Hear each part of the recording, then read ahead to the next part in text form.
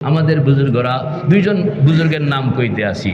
একজন হইলেন শেখুল ইসলাম সৈয়দ হুসাইন আহমদ মাদানী, আরেকজন হইলেন মুবাল্লিগে ইসলাম হযরত মাওলানা ইলিয়াস রহমতুল্লাহ আলাইহি।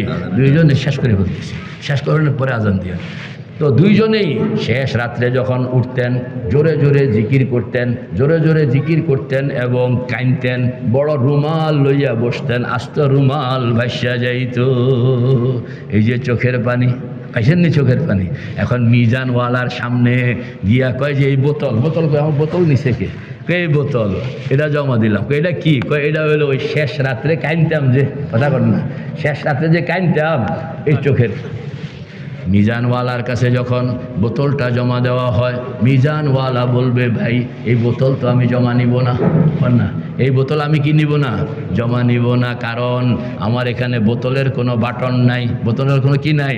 আমার কম্পিউটারের মধ্যে নামাজের বাটন আছে, রোজার বাটন আছে, জাকাতের বাটন আছে, চোখের পানির বাটন আমার কম্পিউটারে নাই। আমি জমা নিয়ে কিটা করবো? আল্লাহু আকবার।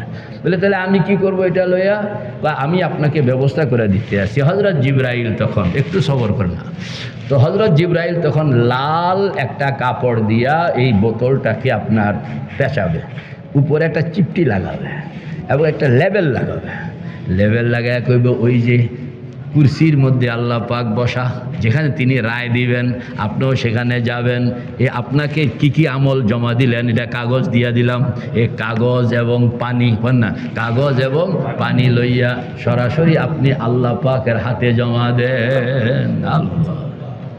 আল্লাহর বান্দা আল্লাহ পাকের সামনে আসবে, আইসা বলবে যে আল্লাহ এই লন আমল নামার রিপোর্ট। হ্যাঁ, এরপরে কব যে আপনার এই মিজানওয়ালা তো আমার খুব শখের একটা জিনিস ছিল, চোখের পানি রাখতে উঠতে উঠতে কাইনতাম আপনার মহব্বতে, এটি জমা করে আনছিলাম, কিন্তু এত তো নিল না। বলে নেতে থেকে নিল না। আল্লাহ পাক তো না না না না, ওটা সে কীভাবে নিবে? কারণ এই মুমিন বান্দার চোখের পানিকে ওজন করার ক্ষমতা আমি মিজানের মধ্যে রাখি নাই। এটা এত হায়ার স্টেজের একটা সম্পদ, যেটা এটা যদি মিজানের পাল্লায় রাখা হইতো তাহলে পাল্লা এটার ওজনে ভাঙ্গা চুরমার হইত। এটা আমাকে দাও, এটা আমাকে দাও। খুব মহাব্বতের সঙ্গে আল্লাহ পাক এটা চাইবেন। বন্দা তখন এই চোখের পানিটা আল্লাহর হাতে সরাসরি অর্পণ। কে কে তৈয়ার, কে কে তৈয়ার? আল্লাহু আকবার, নারায়ে তাকবীর। আল্লাহ পাক এটা খুব খুশির সঙ্গে নিবেন, নিয়া বলবেন যে ও মিয়া তোমার একটা আমল চোখের পানি পাল্লাওয়ালা এটা নেয় নাই, চিনেও না, জানেও না। তোমার আরেকটা আমল আছে রিজার্ভ, এটা পাল্লাওয়ালাও জানে না, তুমিও জানো না, এটা আমি জানি। এটা কি? আমি জানি। মুমিন বান্দা বলবে যে কয় কি আমার আমল আমি চিনি না, জানি না, আমার কাছে কোনো রেকর্ডও নাই আল্লাহর কাছে।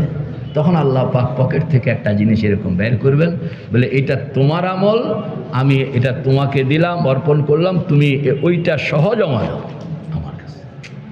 ওইটা আছে ও আল্লাহ, এটা আবার কোন আমল যেটা আমি নিজেই জানি না, ফেরেশতাও জানে না। আল্লাহ পাক তখন বলবেন এটা হইল তোমার মুরাকাবার আমল।